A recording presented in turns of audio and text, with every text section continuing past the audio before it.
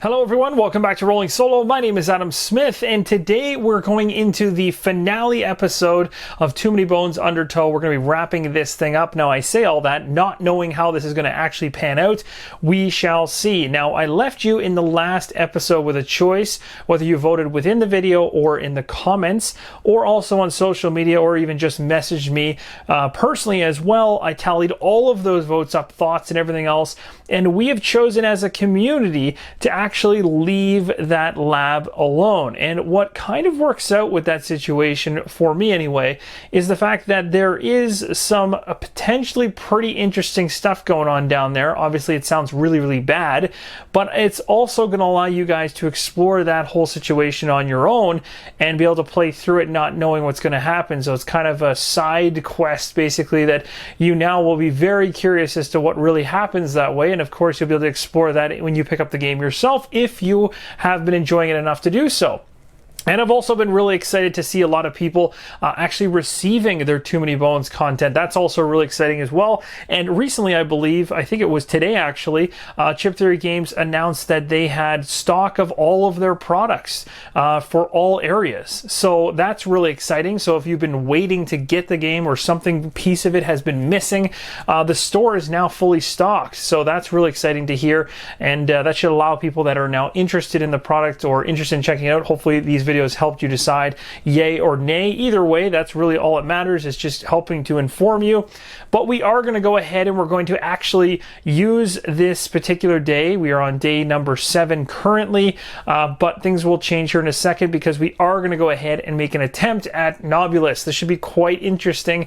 It should be quite the attack, and I'm really, really hoping that we get lucky enough and we take it down to one attempt. If we do not, we'll have to see what happens. I'll either reattempt this in another follow-up finale, maybe we'll call it the second finale if I fail, and but we do have a number of days still remaining. We have up until the 10th day, including the 10th day, to try to take Nobulous down. So with that all being said, again guys, it was very, very close in the end. The voting on the video was extremely heavy to continue down this dark path towards the labs. The comments were more so towards not going down that route and actually going right for Nobulous while we have the chance. And the fact that we are quite beefed up with our loot cards currently and have a really good array of skills, we should be able to win, is what the general consensus is there. And then on social media, I had more of that as well. So it kind of ended up balancing out, becoming very even. It was really tough to make a call as to which way to go, but at the end of the day, what I'm going to do is I'm going to try to wrap this up because I also have other games I would love to show you guys as well. So we are going to make that attempt at Nobulous starting right now. So because we have actually chosen to go ahead and end the encounter right here, we will just be taking the passive route or peaceful route, which is going to gain us 1 progress point and basically ends the side quest. Now, I would love nothing more than to dive deeper into those labs, but I really don't want to draw that out and or spoil that whole situation for you. So I'm going to leave that alone. As I mentioned earlier, you can discover that on your own. We'll gain a progress point for sure, but we don't need it. So there'll be no movement of us on the adventure map whatsoever because we already have enough to take on Nobulous at this point. So across Duster as well as Gasket, we actually have 2 regular loot cards. Now, don't forget that Duster does still have the 2 amazing trove loot that she's been carrying throughout this entire playthrough, but I'm certainly not trading those away. And now that we're moving into the recovery phase, I'm going to start thinking about trading loot moving into this Tyrant encounter. Now, what I noticed on Duster is that Duster has a harpoon pistol as well as a tar, sap, and twine. These are single-use items and really focus mainly on water battles and also obstacles involving water. So in general, it's not, and even Krellin as well. So it's not really the type of items I want to have on Duster because they really only fit one particular battle. And knowing that we're into the break area on the adventure map, I know going into the Nobulous battle that this is going to be a land battle. And so the raft kind of part of our adventure is over. So it would make a lot more sense to trade those 2 items over to Gasket. So we're going to have these go over to Gasket as cards that Gasket can use to maybe power up his power converter or use to discard in order to set the Hydro Valve die as he so pleases. And instead, we're going to go ahead and take the amazing cards that Gasket's been holding on to, which definitely can be used by Duster. The Augmented Footwear is a single battle card. So basically, throughout the 1 battle we have with that particular Tyrant Nobulous, we'll be able to have this Augmented Footwear, which says move 1 adjacent position. It does not cost a dex, and you place this loot in the prep area as a reminder of that.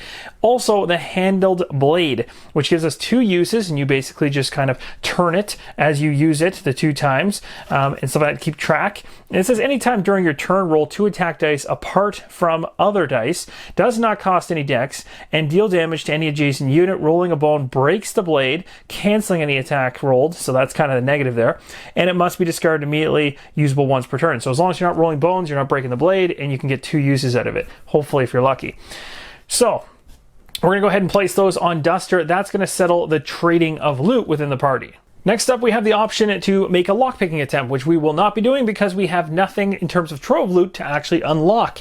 So the next thing we're moving into is individual options. So each gear lock at this point in time may choose one of the following. We can rest and recover, we can search for better loot, or we can scout the area. So as we know from the prior battle, we have a total of 3 health on Gasket, and Gasket left the battle with 3 health. So no need to do any healing on Gasket's side. So we'll be doing something else, likely scouting or something like that, because trying to go for more loot, it's a risk reward situation. Do I want to risk turfing loot to hopefully get more? But really at the end of the day, I'm just replacing 1 for 1 anyway, and I can't use it for face value, so there's not much use in doing that.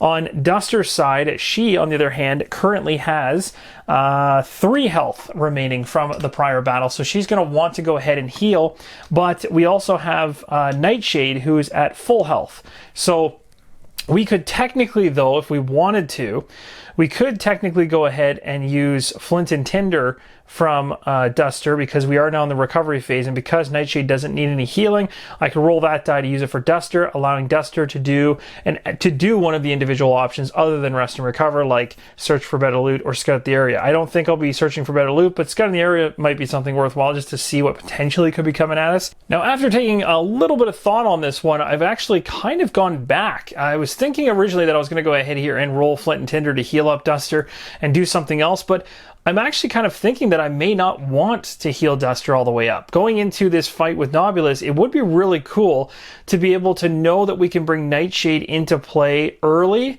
and also the advantage being that Nightshade will take some of the grief away from our 2 gear locks, but also be usable right away, which is something that'd be very handy. And seeing as we're coming out of that other battle with 1 damage on Duster, it's a safer hit to take. So it might be a really smart choice to actually not heal at all, and we don't have to. There's no forcing there. So maybe strategically we will not be healing, and instead, we're going to do some scouting and see what we can potentially unveil in terms of baddies. So maybe we'll go ahead and we're going to roll now for our 2 gear locks. I'm going to take a D6, and we'll start it off with Gaskets. We're going to roll here and see if we can scout the area for something better. So we got a 5. That's actually really good, because a 5 is going to allow us to reveal up to a 5-point baddie, which actually isn't bad. So a 5-point baddie is worthwhile because we likely will see that baddie in play. So the baddie in question is the Chimp Sentinel. So it's this guy right here. We'll take a closer look at it as well. So the Chimp Sentinel here is a melee baddie. It is a 4 health baddie. Comes in with 6 initiative, which is higher than anything we have in play besides Nightshade. Nightshade can come in at a 6, but has to come in later rounds. If it's coming in from the get-go, like we will actually have Nightshade be doing during this battle, because Duster's injured already and less than full health before we start this battle, Nightshade will be coming in at a 3. But normally we've seen Nightshade come in at a 6. So Nightshade would have actually gone before this one, but it's just not going to happen, because out of the gate in the first round, there's no way that Nightshade could actually get out fast enough to deal with this thing. It's going to be throwing 2 attack dice at us, plus rolling for defense to bolster itself. So this is one that could be worth throwing away, and we can do that when we scout. We can actually reveal, look at it, and cycle it to the back of the stack and avoid it completely. And honestly, I'm really thinking about doing that, because 4 damage to take it down is tough. The 1 die defense is not helping, and the fact it goes really early doesn't also help us. Plus it has dodge. Dodge is a really nasty ability that basically the unit's HP cannot be reduced by attack dice, making Gasket and Duster's attack dice completely useless. We've got to use skill dice or loot cards and burn them all in order to try to kill the thing. So I'd rather focus all that stuff on the Nobulous, or somebody who's actually a real threat versus just a baddie. So what we're probably going to do here, and also I didn't talk about One Mind yet, but One Mind, how that works is on the unit's turn, every other baddie that's a beast type baddie, so in the bottom right hand corner there's a purple icon. If there's any other ones that share that icon, they're all going to activate and take a 1 die attack against their target. So whoever the target is that's adjacent to them is going to take an attack. So that could be nobody if there's no other beast type baddies out there, or it could be like 2 or 3 or whatever. So it's not necessarily a good thing. He's basically calling all his buddies to arms to hurt us. So I think this is a perfect one to cycle away. So I'm going to do that. This is going to go to the back of the stack, and we're going to say that Gasket saw this guy from a mile away, and we're going to avoid him. All right, so now we're going to go ahead and roll for Duster's Scout here, because again, we're deciding not to go ahead and heal Duster. I want to see if I can get Nightshade out right away, so we can really focus on going after the Tyrant from the get-go. So we're going to roll d6 and see how it goes. We got ourselves a 2. That's not going to give us a massive... I was hoping for another 5, really, because actually a 4 or 5 would allow us to take a look at another 5-point baddie, which is what I prefer. Instead, we're going to be able to look at a 1-point baddie. So let's go ahead and grab a 1-point baddie. We pulled one called the Goblin Devastator. Ooh, this is not fun. So we'll put this guy right here, and we'll also take a nice zoom in on him and see what he's all about. All right, so a nice close-up view of this particular baddie. We've scouted ahead. Duster has seen it. Goblin Devastator, 3 health, 4 on the initiative track, much better. And then 1 die for attack, 1 die for defense. It has Detonate 2. 2 is nasty for Detonate because if the unit is at less than full HP after moving, it will defeat itself and deal 2 true damage to each adjacent position. So that actually is really bad because true damage cannot be blocked in any way, shape, or form. So it goes straight through all the defense, which is really nasty for someone even like Gasket who can just load up on defense. This guy can just blast right through all that. On top of it, regardless of the fact of whether or not we avoid hitting this one, if he happens to roll bones, he's going to hurt himself because he's careless and he'll lose an HP, which will actually trigger things even earlier and make things even nastier for us because that can lower his health. So that is that baddie. Again, I can decide whether or not I want to toss this one, and I'm not 100% sure if I want to just yet or not. It might be an easy one to take out, but it also might be a really painful one to deal with. And you know what? I really thought about this one. I was tempted to leave it in, but I really think I'm going to let it go because the fact that this thing can detonate and do 2 true damage to everybody adjacent to it, depending on how this lays out, knowing that we're going into a battle with a Tyrant where there'll be a lot of baddies in play, all 4 for sure, basically every lane will be taken up. I don't really want this thing involved from the get-go, and if it does explode when I can't get my individuals out of particular corners of the map, it can cause some serious problems for my health, so I'm definitely going to go ahead and cycle this one to the back of the stack. And with all that said and done, we're now moving into a new day, and this is the day that we are going to take down Nobulous. That's right, I'm saying it in advance. It's going to happen. We got to stay positive here. We are going to have a ton of enemies to deal with, guaranteed. This is going to be wild.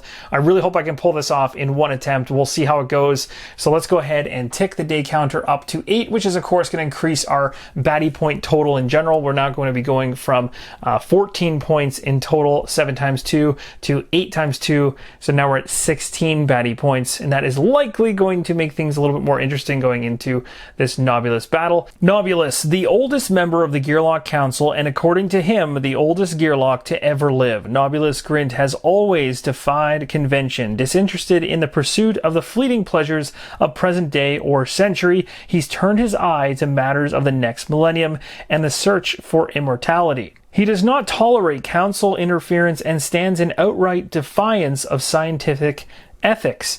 Rumors suggest this disregard for limits in experimentation is what led to the breaking of Daylor. And now we're going to take a close-up look at the back of the Tyrant card. It says Breaking the Immortal, and the green section here at the top says Nobulous and the Abomination use autonomous remote programs to take additional actions in battle. Additional. So that's not fun. Don't exactly know what that means just yet because I've never played against Nobulous at all, and I left this for the playthrough on purpose. So I'm really excited to see how this works. So I want you guys to know I'm going into this with no experience against these particular Tyrants at all. The next thing it says here is the Battlekey. We're going to be building that out with baddie points. We know it'll be 8, which is the day we're on, times 2 Gearlocks, so 16. And then party of 1 would ignore it, but we're not a party of 1, sadly. We're going to be adding 2 mechs in. Adding means we literally add 2 mechs into the Battlekey. Once it's created, they'll go to the bottom. Adding means they're simply added in based on how many icons are there. So we'll have 2 mechs. We're not taking the 3 points that they're worth away from the baddie point total. That is include. And it's very different and important that you check that add keyword or whether it's include because it actually matters quite a bit. And again, parity of 1 would ignore that. Add your Abomination to the bottom of the battle queue. So we're going to have the Abomination underneath of that. So right off the get-go, just thinking about it, we've got 16 baddie points. We know 20 doesn't go into 16. 3 5s go into 16. And then a single 1. So we'll have baddies in every single lane, just regular ones. 3 5s and 1 1. That'll fill everything right up. Then we'll have 2 mechs coming in when we have 2 lanes open up. And then after that, we've got the A-bomb coming in. And it's at that point when the A-bomb comes in that we can try to defeat it. And the second paragraph here says, when the Abomination is defeated, so once it comes into the battle mat and we defeat it for the first time, we place Nobulous on the top of the battle queue, and then add the A-bomb back on top of the battle queue. So basically, it's like he's obviously aware of our presence. He's coming back out, but the A-bomb also comes out again. So it's either another one or it's the same one. It just doesn't die, and it just keeps on coming at us.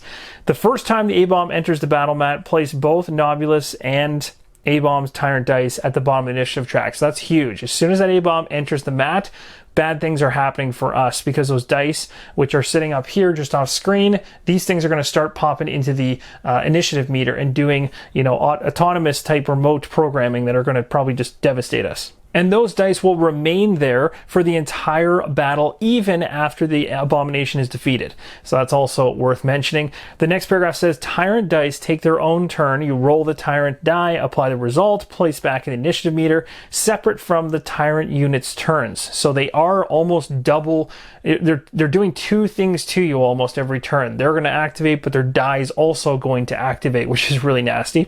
And it does say the Tyrant dice are only rolled on their own turn, never on a Tyrant's turn. Lastly, it says here, when Nobulous is defeated, the A-bomb is also instantly defeated. So we do have to go ahead and kill that Abomination the first time in order to get Nobulous into the baddie queue, and then we know that the A-bomb will be coming back along with him again. But if we go after Nobulous right away when he gets out on the mat, even though the A-bomb's out there, we can kill Nobulous and it will also instantly defeat the A-bomb. So there's kind of an order of trying to, that's the most efficient way, I guess, to get through these guys. I'm not 100% sure. Killing the A-bomb twice and then going after Nobulous is a long way around the whole situation. Plus you're dealing with all the baddies. And then it does say here, continued on Abomination Tyrant card. And here we go on to the next part of this particular Tyrant card, which is actually shown on the back side of the Abomination card. This is talking about the Tyrant skills and Tyrant dice for each of the 2 Tyrants we are going to be dealing with here. So Nobulous has Tyrant skills involved. He's going to have Hardy printed on his chip, just like some of the other individuals in the game, but his Hardy skill's different. And it says, Hardy, any turn this unit takes damage to its HP, including true damage, total is reduced to 1. So it's just reiterating that. Nobulous's Tyrant die, when it does come into play and it's rolled, if it lands one of these 3 symbols, then the corresponding effect is going to happen. So the top one there says Control F5. If currently defeated, place the Abomination on top of the battle queue. If currently on the battle mat, restore the Abomination to full HP. So that's really bad. So it's basically kind of like restarting the computer almost and giving them full health. And then we have attack, what does that say? Tachycardia. Yeah, we'll go with that. Nobulous immediately takes a turn and has +2 attack for this turn. So that's really nasty, just making him even more powerful. And then the other one is Detonate. Defeat the Abomination and do 2 damage to each unit adjacent to it. So he's basically literally on purpose having the Abomination blow up to have damage done. Now it's not true damage, so it can be blocked, which is good. But that's still bad. Then the Abomination Tyrant skills are below. It says Self-Repair 2. So at the start of this unit's turn, place the defense dice totaling the number on it. So we know this. We've seen this before on the mechs. It's going to have some defense on them to start. It's always going to be annoying because it's constantly going to be replacing that defense. Also has Swap, so at the end of this unit's turn, it will switch positions with the closest, strongest opposing unit. So again, we saw that ability on a different mech before, but basically he's going to be doing a little bit of square dancing basically with our guys on the mat. And then the Abomination Tyrant die here has 3 sides. Reboot, place the Abomination on top of the battle queue. Interesting. The malicious code is strongest opposing unit rolls poison effect die and applies result to itself. Interesting. Well, that's not good because Duster's the strongest unit normally, but as of right now they're tied.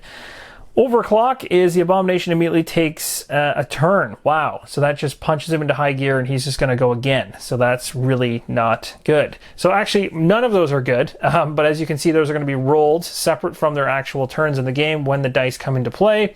And we already read about when that will happen. We'll talk more about it when we actually see it. So now it is time to go ahead and build our baddie queue. So I'm going to go ahead and grab 3 5s, which we're going to go ahead and place right here. And they are, of course, higher than 1. So we'll go ahead and grab a 1. We don't know any of these. They're all going to be a wonderful surprise for us. So the 1 is on the bottom now. We've got 3 5s on top of it. We also have to go ahead and grab 2 mechs, which I've got right here. And they actually just happen to be the last 2 available for us, which is perfect.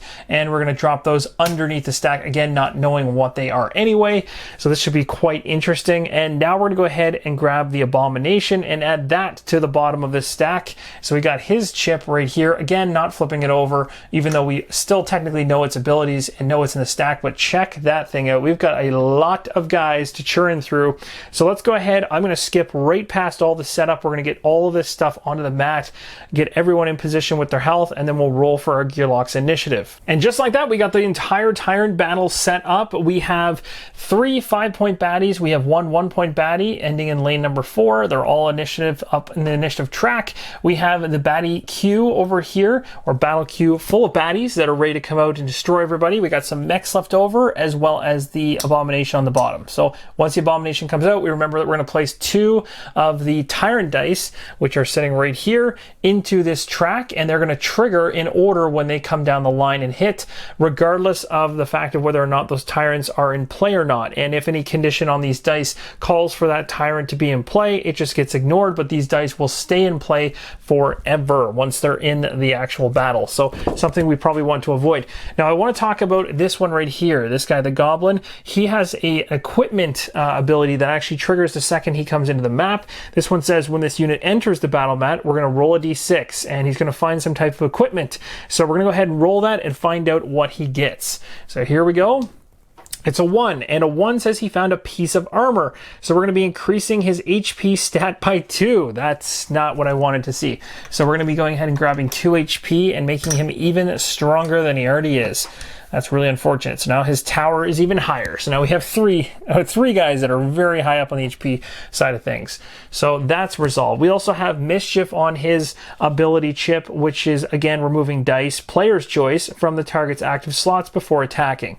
We also have Mischief on this guy as well. So 2 individuals that are going to be screwing around with active dice. Really not good, because Gasket is all about getting those defensive dice, and I usually use him as a meat shield essentially, and these guys are going to screw with that plan unless we get rid of them quick. This guy over here is the Ape Impostor, and he's an untargetable individual who's going to goof around with us just like that monkey did in the earlier playthroughs, where he's going to dodge in and out of the shadows, and every time he rolls a bone, he becomes untargetable and we can't hit him. And then we've got 1 mind.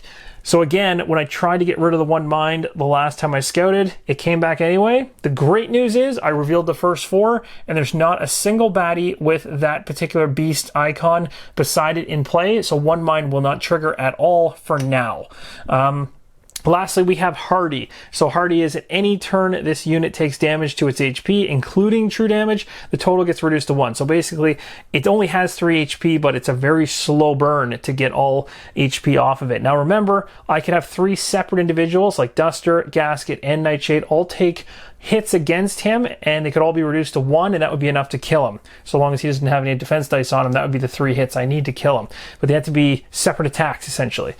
So that basically sums up all the baddies and their abilities that are currently in play on the mat right now. So now we're going to go ahead, we're going to roll initiative dice for Duster and Gasket to figure out where they're going to land. And then we're also going to get Nightshade involved from the get-go right away, because Duster is going into this one injured from the start. So we're going to grab both initiative dice for Gasket and Duster, roll them off and see where we land. We got a 5. Oof, that's nice and high. So that's going to put us right before this guy. That's perfect. And then Gasket is going to go right dead center just before most of them. So that's pretty good, actually. I'm pretty happy with that. We'll push all this to the end now that we know our initiative meter is all set. And let's talk about Nightshade. Okay, and now we're going to deal with Nightshade. And the first thing I want to correct really quickly, guys, is I stated when Nightshade comes in round number 1, because Duster's not at full HP, it is not stuck at initiative 3. So Nightshade does not come in with the die stuck at initiative 3. As I stated earlier, that was incorrect.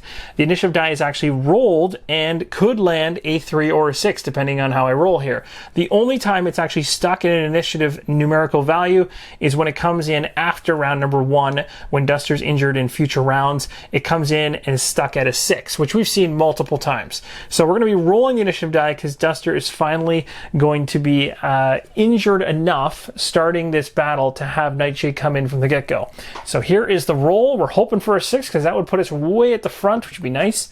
And we got a 3, so not exactly what we wanted, but we do have a choice here because we can now decide, do we want Nightshade to actually be before Gasket or after Gasket? It's a really tough call to make, but we know that Nightshade is very useful, but also it's very possible that Nightshade could be killed off. So it might be worth our while to put Nightshade after Gasket, so I can use Nightshade as a way to finish off baddies that the other two can't handle, being that Nightshade usually doesn't have the kind of crazy attacks that the other two have. So I'm going to probably go ahead and slot Nightshade in just in between Gasket and the last baddie. So we have a pretty good starting roll here with the initiative meter, and that's going to do it. That's going to set us all up.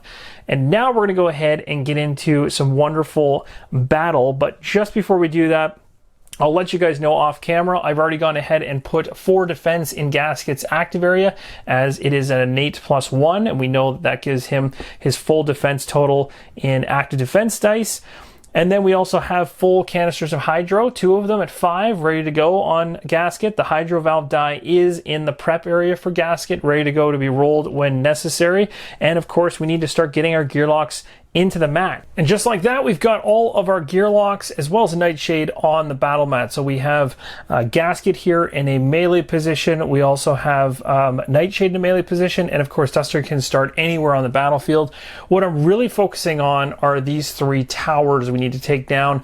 My biggest worry, to be totally honest, is these 2 guys right here, because they can attack 2 people and they're both ranged and they're going after the weakest. And really, when each of these guys makes their attack, each of them will be doing one attack against currently Nightshade. So when they get to their point initiative meter, it looks like Nightshade could be some serious trouble. So I'm going to try my best to try to eliminate at least one of them, hopefully, before that comes around, and that's at least a goal. And if I can't do that, then I'm going to try to get rid of the one that continues to do the highest mischief stealing from us, which is really eliminating dice, defense dice from our pool. So this is going to be really interesting to see how this pans out. So first off, we're going to start with a couple corrections here. I looked over at Duster's cards in terms of Trove Loot, and when I was moving all the water-based cards over to Gasket, I forgot that Duster also had the Trove Loot water mask card, and I was moving every water card over to Gasket, so I'm moving this over to Gasket as well, because I had forgotten that that is only useful during a water-based battle, and I knew that based on the fact we're in the break, the chances of us actually having one were really slim, so I moved all those over to Gasket and forgot about that one. So I'm moving it over. So now we have 3 loot still on Duster and 3 on Gasket. And I'm using Gasket's Trove Loot differently, of course, to discard and try to keep them alive, essentially. And also to manipulate that Hydro Valve die. The other thing I'm going to do with Gasket is at the beginning of Gasket's turn before the battle starts, I can choose how I want to fill up my active row as long as it adds up to the total amount of defense I have, which is 4. So originally I had told you guys I was doing 2 2s. I know that I'm going to have this guy right here and this guy right here that are going to constantly be stealing dice from me in terms of defensive dice, and I want to focus on attacking, so I'm going to go ahead and instead set it up to be 2-1-1. And this is a strategic decision, and this is the first time I've ever wanted to do this, so that I don't have to bother rolling any defensive dice on the first round of the game. All my slots are full, and if they steal any dice from me, depending on where I move and things like that, then I'm kind of in good shape still. And I still have the same amount of defense in total. So we're going to go ahead and we're going to start it off now that that's all been figured out. The other thing I don't want to forget to let you guys know is I am putting augmented footwear on Duster. It says right here, move 1 adjacent position. Doesn't cost a dex. I can do this every single time that Duster activates, and you place this loot in the prep area as a reminder. It says, every Gearlock parent dreaded the day their children came home with augmented footwear. So that's now my prep area to remind me that I have a free move. Another thing, seeing as Duster will be starting us off here on the initiative track, I definitely plan to use Handled Blade at some point. So I'm going to put that right there because I'm going to choose to use that, and I'm looking forward to doing some damage to one of these two guys once I figure out which one I want to take down. And so far, I think my focus is here. So with all that being said, we're now going to kick things off with Duster. Wish me luck. I am in probably some serious trouble here, as the chip stacks are definitely against me here, but I think we might be able to survive. Maybe. I'm really not sure. We'll see how it goes. Alright, so now we're going to make some big choices here with Duster. So first off, my plan of attack is to target this guy right here, who can target 2 of the weakest characters from range, which is dangerous. Basically, it's going to be Nightshade or in one of these two, and I want to try to get rid of it. We have another one like that too that's also going to be a problem, but it's a whole other ball of wax. So the first thing I'm going to do is get as many attack dice up here, and I have a total dex of 5 that I can spend for Duster, so 3 attack dice going in. I'm also going to use my bottled smoke. It is a bit early to use this, but I want to avoid Duster taking any damage because I'm not going to be able to roll, and there's no point in rolling any defense dice with enemies around you using mischief. And so because of that and the need to try to get rid of these ranged baddies, I have to go into the shadows because any hits that I take will likely wipe me right off the mat in the first round. So I need to hide. And then on top of that, I want to make the most use of Nightshade in case Nightshade dies during the first round. So I'm going to roll the Promise of Prey die so I can select one unit, depending on how my roll goes, as to who's going to take that. So when Nightshade's turn comes around, I can do a heavier hit against it. So hopefully it's a good one. So with all that being said, we also have this Handled Blade underneath, which I can use at any time during my turn, and I plan to. And I do want to let you guys know I do technically still have one little bit of poison left on my blade dip, essentially, that I could use at some point, but I'm going to try not to use it this early. It's kind of a gamble doing that, but I'm deciding to hold on to it for now. So we're going to go to the dice tray, roll these dice, and see how this first roll pans out. All right, here we go. First roll of the battle. How are we going to do? Oh my gosh, that's amazing. Okay, so that'll work. It doesn't kill him, but holy, that does a really good job of almost killing him. I'm okay with this one. So we're going to go back to the battle mat and see how we can resolve this. So first off, I'm quite happy to be resolving a 5 damage going to this guy right here, which is amazing. It knocks him all the way down to 1, which is pretty much exactly what I wanted to happen. And now this individual could potentially die if I use Gasket in the right way, seeing as the cut could potentially do it. And I'll show you guys how that may or may not. Well, actually, it'll work. It will work. So this actually worked out flawlessly. On top of that, I do have the Bottled Smoke, and I also have the Promise of Prey. So now I really can choose where I want to put this Promise of Prey to make the most use of it. And I definitely want to put on this guy because not only can he basically hide if he rolls a bone, but he can hit 2 people as well as this guy can. So I'd rather have this here. So I'm going to go ahead and place that there so that Nightshade can head in that direction when it activates and take it out. Now I'm going to use the Bottled Smoke to essentially make my character Duster here disappear into the shadows. So just give me 2 seconds here while I find a die to represent that. We'll place that on my character, so I'm kind of hiding, which is great. Now I'm going to go ahead and use the Handled Blade. It says anytime during your turn, roll 2 attack dice apart from other dice, does not cost dex, and deals damage to any adjacent unit. Rolling a bone breaks it. So it's going to come down to whether or not I end up snapping the blade or not. So we'll go back to the tray, and now I have to decide, do I have to actually target somebody here? It says deal damage to any adjacent unit. I'm going to leave this guy alone because I know that cut can potentially get through there and make him bleed, and bleed is true damage, which just it initiates on his activation and can kill him, so that'd be a waste to put on him. I'd rather have him, Duster actually go after this guy and weaken him, and then maybe if I get lucky, Gasket can wipe him out, which would be awesome. So let's go ahead now to the dice tray. We're going to roll 2 dice for the Handled Blade. This will be the first use of this particular item. And here we go, 2 dice into the pool. Nice, just a solid 2 hits. So we will take that and remove that damage from the goblin. So the 2 damage is going to come off of this guy right here, exactly who I want to knock it off of. Perfect. And that's going to resolve those 2 dice. We'll take those out of the way. The Handled Blade has been flipped to the 1-use side. So I'm going to put this card back where Duster is. It can be rotated 1 more time in a future turn in order to do another attack against somebody adjacent. So that worked out really well. I still kept my blade dip for later, which worked out well. Actually, pretty much everything about that turn worked out perfect. Now we're going to go ahead, and I have no bones to spend or anything like that. So now we're moving into an actual baddie initiating, and it's going to be this guy right here, but untargetable Duster cannot be targeted even though it's adjacent. So this guy's going to go on the hunt for someone as it's a melee baddie. So it will move over here to Gasket. Now this is where I get a choice. I could put it here or here, but it's absolutely ridiculous of me to put it here when I know that Gasket has the ability to use Cut, which can go straight through two baddies, and that true damage from the bleed, which can hit both of these if I get the roll I want, can kill the one in the back here before it even activates, which is the plan all along. Exactly why I put those guys in the position they were.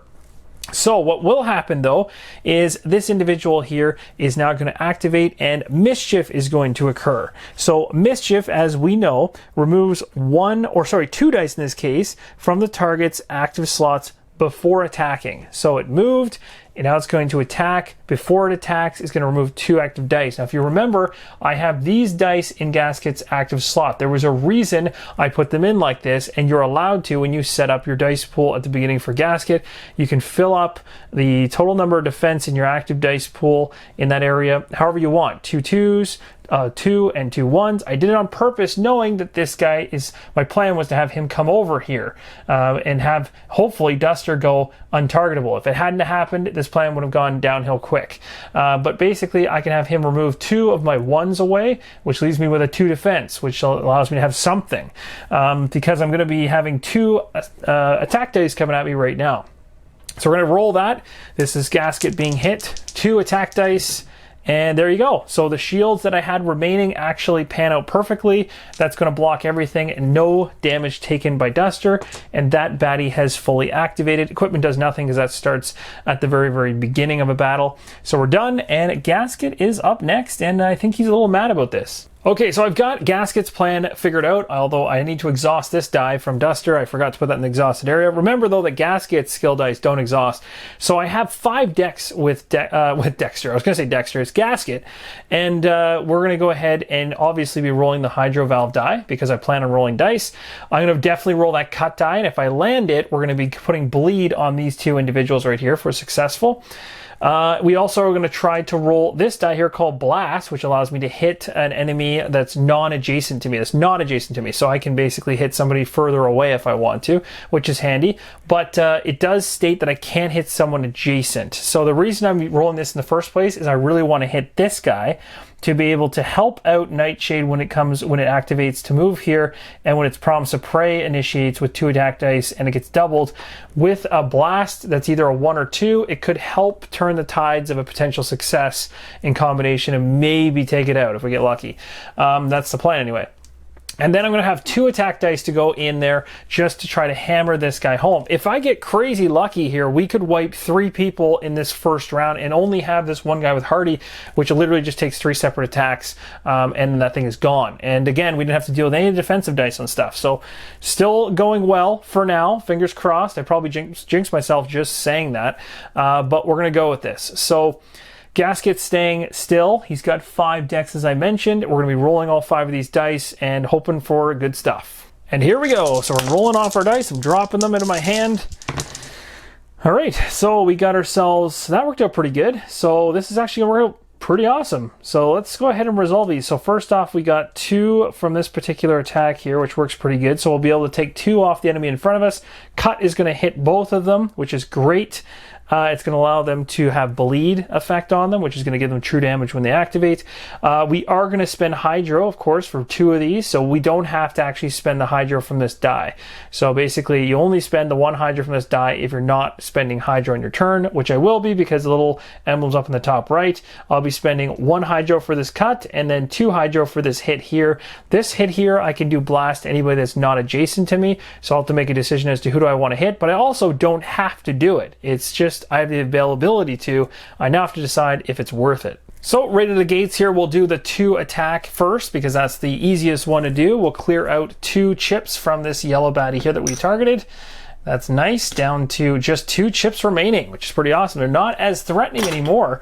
Next up, we're going to go ahead and we're going to resolve Cut. And as I mentioned before, Cut is going to allow us to instantly place a bleed effect die on any adjacent unit. Also place bleed effect die on the unit directly behind that one, affecting 2 units in a straight line. So I got 2 bleed dice right here, and these literally stay on them and they will bleed out throughout the entire gameplay until they're gone, which is awesome. So a nice cut. I love the cut die. It's so good. Again, don't have to exhaust this die on Gasket. It goes right back in his skill area. I can use it again later. Hydro is what works here. So that cut cost is going to cost me 1. So I'm going to knock down my primary canister from 5 down to 4. And just like that, we got 9 hydro left. That means that the hydro valve die that I rolled to lose a hydro does not trigger because I spent a hydro this turn. I still technically have this blast die which I can use, and if I want to use another die that uses hydro from skill dice, it basically just becomes it basically goes up in value. So essentially the first die I used counts as 1, which was for cut. A second one would cost 2 hydro. A third die with hydro cost would cost 3 hydro, and so on and so on. So you can see that using too many of them at once, even though they don't exhaust, can burn all of your hydro out, and that's not good either because you can hurt yourself. At the end of the day, I really don't want to spend 2 hydro to just do 1 damage. It's not really worth it to me, and I'm probably going to need that hydro later on.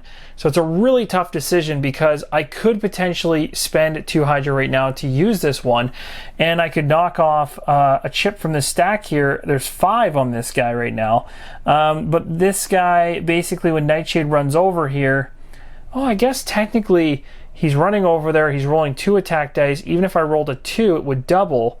You know what? It'd be silly of me not to do this. Forget it. We're going to go ahead and use it. We're going to go ahead and knock ourselves down from 4 to 2, because if we have a chance to take out somebody that can potentially hit 2 of us from range, there's no question we got to go for it. So there we go. Not normally what I'd like to do, but in this case, we got to go for it. So there we go. So that is going to knock off 1 health from this thing, which is good. So just like that, and good thing it's not untargetable yet because it hasn't had a chance to even activate. And that is going to do it for all of Gasket's turn. Everything else is done. I can't do anything else. The only other thing I could do is I do have 1 power converter die left value that I could use to heal him eventually, but right now he's at full health anyway. So there's nothing I can do there. I still have a bunch of loot cards I can discard later if I want to use them for health, which is good, for that power converter to be revamped back up to full.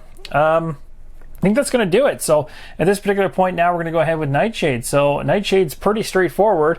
We're basically going to run straight up the middle here with Nightshade for 1, and I'm going to attack. And I'm rolling 2 attack dice. We're going to go to the dice tray and roll them, knowing full well we have the Promise of Prey, which was going to bolster that attack times 2. So as long as we land 2 1s, we can kill it. So it's actually a pretty good chance. All right, here we go. 2 attack dice. Here's hoping. And remember, whatever I roll here is times 2. So here's hoping for good things. Oh yeah, there we go. Got it. First time we did that perfectly. Okay, so I'm gonna head back to the battle mat here. That strategy worked out flawlessly.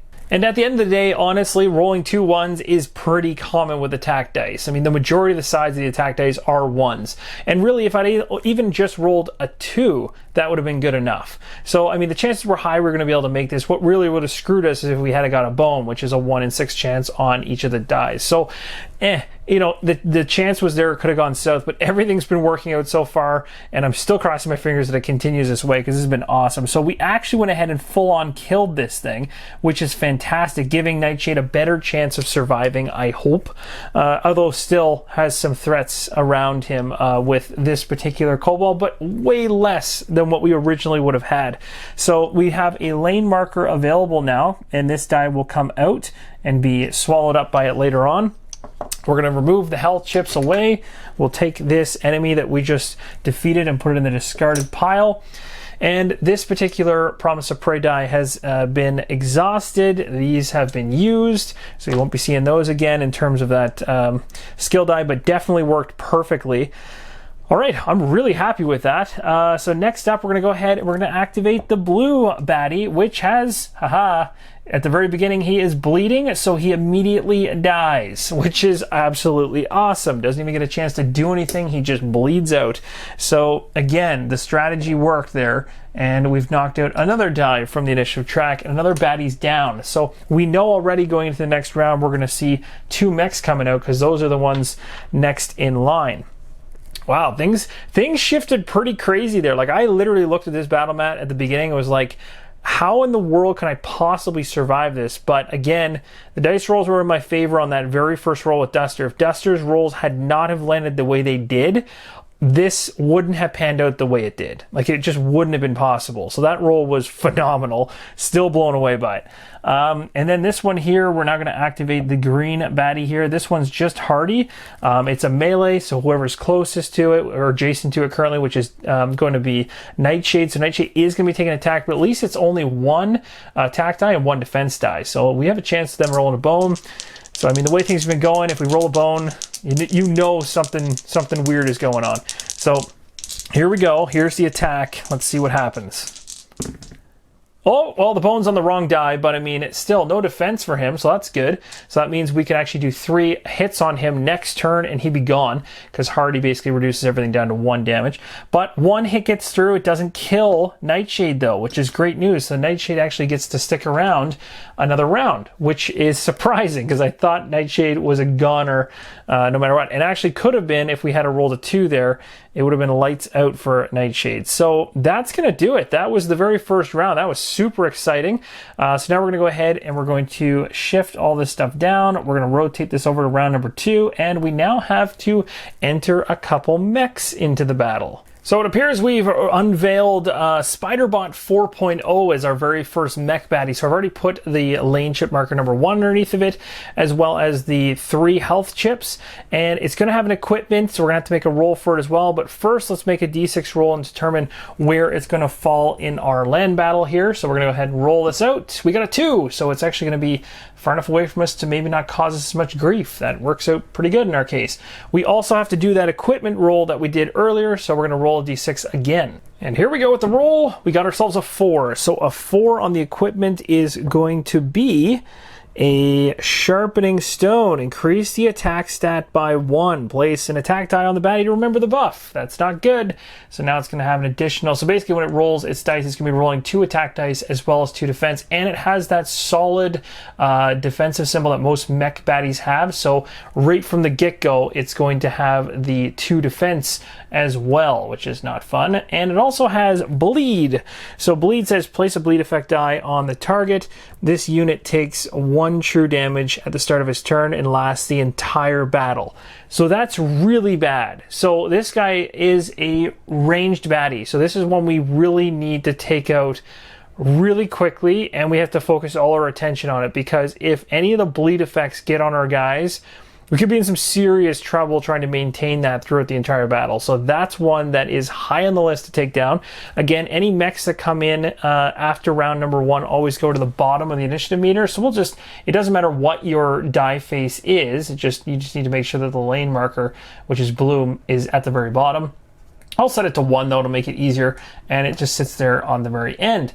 And we have to go ahead and reveal the next baddie, so I'll do that from the stack over there on the far top left, and we'll get the next one placed. Oh geez, this one is really, really bad. Okay, so first off, it's got Assault, it has Self-Repair 1, it also starts with a defensive die on it.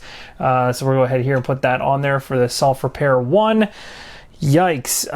So that's really, really not good. Now this self-repair 1 is going to basically have him constantly self-repairing, whereas this guy here comes into the battle mat, as we mentioned, with 2, but it will not continue to be replaced because it doesn't have the self-repair, but it's still just as nasty with that bleed effect. So gets the first 2 defensive dice, but then never gets it after that, whereas this guy keeps it forever because he continually keeps self-repairing if he's alive. You'll notice here he has an X next to his attack. What that means is it ties into Assault, and the Assault says that this unit's attack stat is equal to its current HP, so 4 attack dice. Yeah, that's insane. We're going to have to roll a d6 now to find out where this thing lands, and I really hope it's close to Duster, so Duster can just wipe it right off the board really quick. So here's hoping that it lands as a 1 or a 3, something close by. We got a 2. So this actually works really good, because whenever you roll a number that's already taken up by a position for a baddie, then you simply just move to the next position in row. So that would be the 3, which works out phenomenal for us. So it's close enough that I can actually use my wonderful, later on, my augmented footwear to move 1 dex to get right beside them and take care of it. So that's good in a way. Oh, lots to take care of here. And we're also going to go ahead and drop another die here in the initiative meter at the very, very bottom, like that. There we go. So now we've done it, and you can see the next one to come in is going to be the Abomination. So that's when things get even more interesting. So this is a lighter fare of guys to deal with, but the effects on them are nasty. So if we don't play this right, like we did with round number 1, which we played very well, then we could be in some serious trouble in this round as well. So that's going to do it in terms of bringing all the new baddies in. We've already reset things, so we're going to kick it off with Duster. Okay, this is seriously stressful, but we're going to go ahead here with Duster, and Duster's going to activate first. So first untargetable die comes off. Duster is out in the open. Now, originally I was going to go after this guy right here, but now that we have this individual who will target the strongest character from range when it activates, which is blue, if I don't get this thing out of here, basically before all 3 of my guys activate, then it's going to basically target Duster as the strongest character, or potentially even Gasket, and put bleed on them. I get to choose because they're equal value.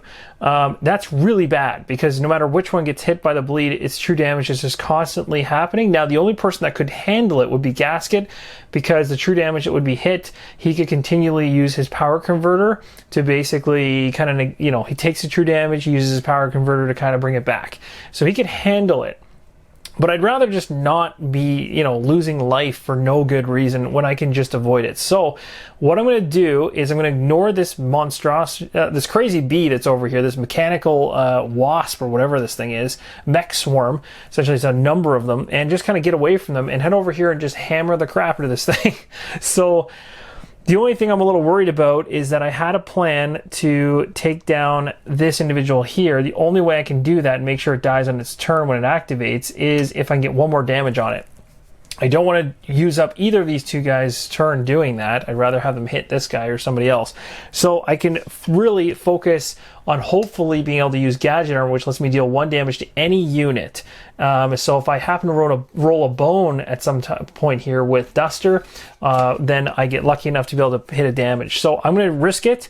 We're going to have Duster, first off, use her augmented footwear here for a free movement, which is going to allow her to move from here to here as she makes her way over here. And then I'm going to use 2 more decks to get all the way over here to this side, because she's the most powerful character that can get the closest to this enemy to do any damage. At this point, I've spent 1 free movement with my boots, 2 decks burnt. I have 3 decks remaining. I'm going to use all 3 of my attack dice on this. And if this fails, I also will use my last use of the handled blade and cross my fingers that that does the job as well. So let's go to the dice tray, see how this pans out. This playthrough has already been so much fun and so nerve-wracking, and we're only in the 2nd round. Like, it's absolutely insane.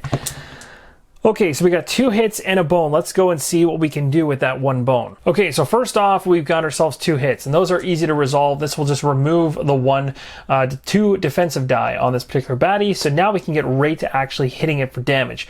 I now have 1 bone left, and I have to make a decision on like how I use this bone. So yes, I did really talk about using a bone to hit this guy for 1, but I do realize the fact that Gasket could potentially use something like his blast die basically with some hydro in order to make a hit against this guy from distance when he's not adjacent. So I don't have to worry about it too much, because the chance of him screwing up on that die is 1 in 6. So better odds, and I'd rather put the damage on this individual. So I have 1 bone to spend. If I use my gadget armor will let me do 1 damage to any unit. So this is where I really want to, I kind of do want to hit this unit for 1, because it'll bring it down to a total of 2 health remaining, and then I can use the handled blade, to roll 2 attack dice and hope that I get the 2 hits necessary to kill it. So that's what I'm going to do. I'm going to use the bone and backup plan right now as part of the gadget armor to deal 1 damage to any unit. So this unit is going to take a hit, and then I'm going to go ahead and I'm going to use the last side of this handled blade. So this is going to be discarded now because I can't use it anymore. So it definitely came in handy, hugely handy, that I traded that over to Duster, because otherwise it would have been a waste. We're going to go over to the dice tray, roll these 2 dice, and see how we pan out. Again, we only need 2. So we should be able to pull this off. Famous last words. All right, here we go. Give me two. Give me two. Yes, we got it. Nice. Everything is going so well. Okay, I'm getting a little excited because this is ridiculous. Things are panning out nicely. So we're going to go ahead and remove that guy. We don't have to worry about bleed anymore. And those 2 hits are going to be the end of this guy. So he is out of here, which is awesome. So we'll remove him. Yes, another mech down, and this lane chip number 1 is open again to be used. We'll also remove that initiative die out of the initiative meter. Awesome. Okay, so we resolved that. Quite happy with what happened this turn. I used all of my bones. I used all of my dice. Dex is all burnt. I can't do anything else at this point. So, and we still have the blade dip. I still haven't used that yet. I'm really hoping to use that on an enemy later on when I do a really big attack. I want maybe the Abomination would be a perfect one, seeing as it's coming in soon. So next up, we are going to have, and this is kind of where, you know, I had to do that trade-off of like, do I kill this spider thing and, you know, make that hit against it, or do I, you know, deal with this guy here? This guy's going to actually go ahead and activate, and he will be alive. So, you know, there was kind of a downside to that. I could have gone either way there, but I just couldn't risk having this thing alive in case I didn't roll what I needed with Gasket. So I just decided to kind of figure that out in my head in the moment, and it worked out the way it did. So we're going to go ahead now. The bleed effect is going to trigger because yellow is beginning its turn, and that is going to knock 1 off of him. And then he is right beside Nightshade, sadly. So Nightshade is in a little bit of trouble here. It's gonna be 2 attack dice. This is probably gonna spell the end for Nightshade, sadly. But I guess something bad was bound to happen. It goes after the weakest, and the weakest is Nightshade. Mischief doesn't matter because it's stealing dice that Nightshade doesn't have. And Gasket doesn't have anything to steal anyway. So this is going to be a 2 attack coming against Nightshade. The only thing that could save Nightshade at this point is a... the only thing that can save Nightshade at this point is 2 bones, and I just don't see that happening. That's the end of that. So Nightshade, you did us well. You did us well, but you're out of here. So we've lost Nightshade. Shoot, that was unfortunate. Okay, with that figured out, we are now down to only having 2 individuals to activate, so that's not the best, and we know it will die on the next turn, so we can pretty much just leave it there to bleed out on its own. And I guess at this point now we'll be moving over to Gasket. We'll have to decide where to go at this point, which side of the board to be on. Alright, so we're going to have Gasket actually move for 1 dex over here like this. And we're going to go ahead and we're going to roll 1 Hydro Valve die so that I can roll 2 attack dice, and we'll also roll this die here, the Blitz die, and see if we can do some type of interesting damage to this adjacent individual. So we're going to be rolling all this together. This is 4 decks. I've already spent 1 to move over. So we'll go to the dice tray and roll this. We got to get a really high roll to kill it, but chances are that won't happen, but at least we can put enough damage on it so that its attack, which is based on how much health it has, finally lowers to a point that won't be so devastating later on. All right, Gasket, it's time to show them what you're made of. Let's see a big solid hit here. Hey, 4. That's pretty good. We also got a bolt. This is actually a really good roll in general, so this is useful. This could really work out for us. All right, so we're going to go ahead and resolve these. So the first one here is the Hydro Valve die. When you roll it and it's green, you have to resolve it right away. It's a hot fix, which basically allows me to either add or increase a defense die by 1. So I will certainly add a defense die to my active pool or active area for Gasket. This is going to do 2 damage to this particular mech swarm, which is going to remove this 1 defense here and also get through and take 1 hit, which is nice. I'm going to double check the assault thing to make sure. Yes, that just pertains to how many dice it's rolling. So basically I'm hurting it by not only taking its HP away, but removing some of its health as well, which is great. And then of course, this right here would actually cost us, and does cost us, 1 Hydro to use. So I'm going to tick my primary canister down to 1. We're almost out of that first canister. And this particular one, being the energy arc, says deal that number of damage to an adjacent unit. All units adjacent to that take that number minus 1. So if there was an adjacent unit beside him, this too would have been a great roll because it actually kind of arcs and bounds. The power basically reverberates through enemies and hits other ones adjacent to them. So there's somebody here, here, or here, but there isn't. But 2 damage is still great and literally gets him within 1 of being killed off, which makes his attacks much more useless going forward, which is great. So that was all around really, really good. We've now resolved all this. We've taken the appropriate hits for Hydro, and I'm pretty happy with how that panned out. Also got a defensive die in there for the bone too, so he's ready to take you know, some type of damage if he needs to. So at this particular point in time, Gasket is finished. Next up is going to be the green baddie, which is over here adjacent to Duster. Duster is going to take this hit. It's rolling a attack die and defense die, so we'll roll one of each, and we'll see how this pans out. Now, Duster doesn't have any defense whatsoever, so this could hurt a little bit. Or not at all. That's insanity. Are you kidding me? What is wrong? Like, no one's going to believe this. Okay, so 2 bones means nothing happened. Completely nothing. That was awesome. I will take it, and we're going to move on here to the last individual to go, which is going to be the one we pummeled so nicely, and perfect timing for that too. So it's going to go ahead and activate. It does have self-repair, so that's going to automatically place a defensive die back on top without having to roll it. Now it's going to roll 1 attack die. It's going to come against Gasket. This guy is a melee character, so 1 hit, perfect, and the defensive that we had in our active slot from the last time Gasket activated blocks it. Flawless round, perfect, worked out perfectly. So basically we're all the way down here. We have 3 enemies in play. One of them is going to die the second it activates in the next round, in round number 3. We've got one here on the brink of death. This one's going to take 3 hits to kill it, so this is the most annoying, but also the easiest to leave on the mat and not worry about as much, because we can do long distance hits to it. But at this point in time, guys, we are going to be having the Abomination making an appearance. And here's the Abomination ready to come at us. It is a melee character. It's going to be coming in lane number 1. But as you can see on the battle mat there in the blue lane, just above to the north there already is a baddie in lane number 1. So it'll move to lane number 2 instead, which is going to actually put it right here. Also, it's going to come in with a 2 defense on it. And it actually has self-repair too. So it'll constantly be putting up some defense all the time, which is painful. It has 5 health, comes in an initiative of 4, which is going to place it right between this baddie, which will die off soon, which is literally right between Duster and Gasket on the initiative meter. And again, because this is an Abomination, that's not true at all. Abominations, when they come in, they always come in at the top of the initiative meter. So that's kind of, I got to remember that rule and not forget that one. 20-point baddies and Gearlocks and Tyrants, when they come in, all start at the top of the initiative track. So we'll slot that in right now. And it also has a swap ability, which basically means it's going to do that square dancing technique where it swaps positions with you. So that's quite interesting.